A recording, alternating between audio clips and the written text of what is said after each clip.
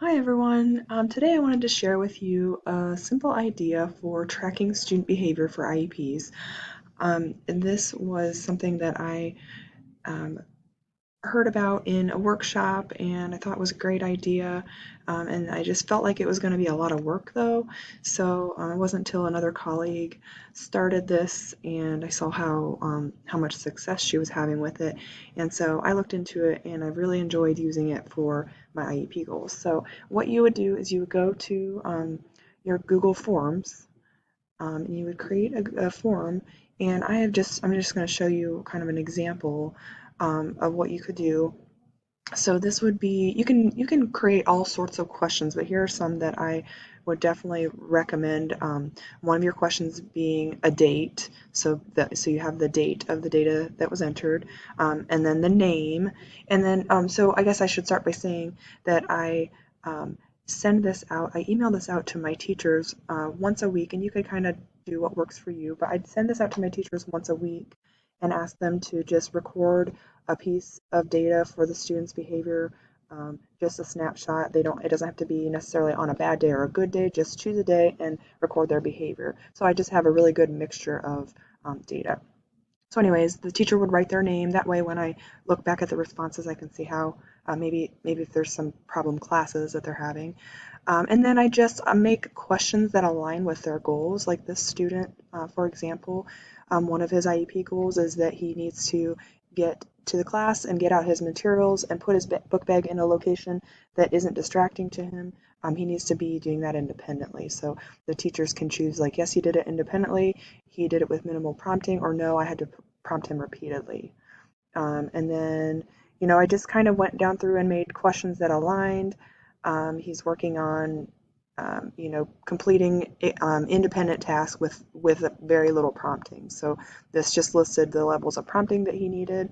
Um, we're working on completing more than one academic task. So right now I have it set at if he has completed one task. And then another thing, I did some long answer options for we're just starting to track. He's had some issues with technology, so we're just starting to track some of that now too. So if teachers had any issues, I invited them to write something there. I didn't make those required.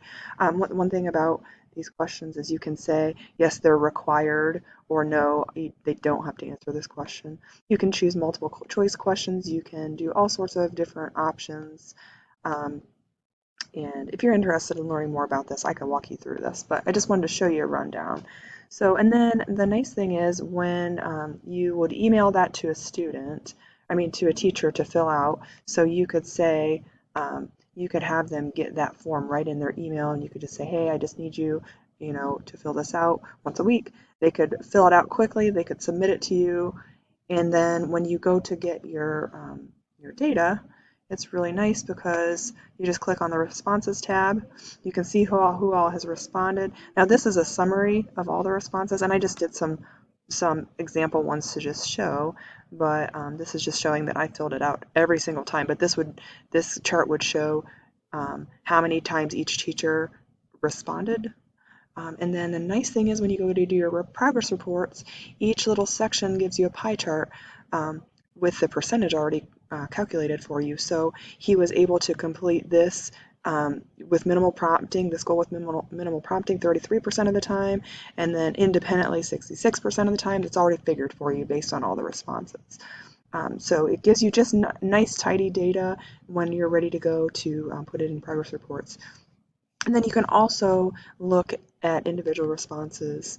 Um, so say I want to look at just the responses from a certain teacher and see how things were responded just from them. You can see how they responded individually. So I have just found this to be really, really helpful in um, including the general teachers in the behavior tracking process. I know a lot of times we get stuck. It's difficult to be the only one tracking behavior, especially if you're not with the student in every single class. So I've just found this as a way to include data from multiple areas. So I know I did a really quick run through of this, but if you would like more information on um, how to get this set up for for a student, I'd be glad to walk you through that and give you some more details. So just let me know what you need. Thank you.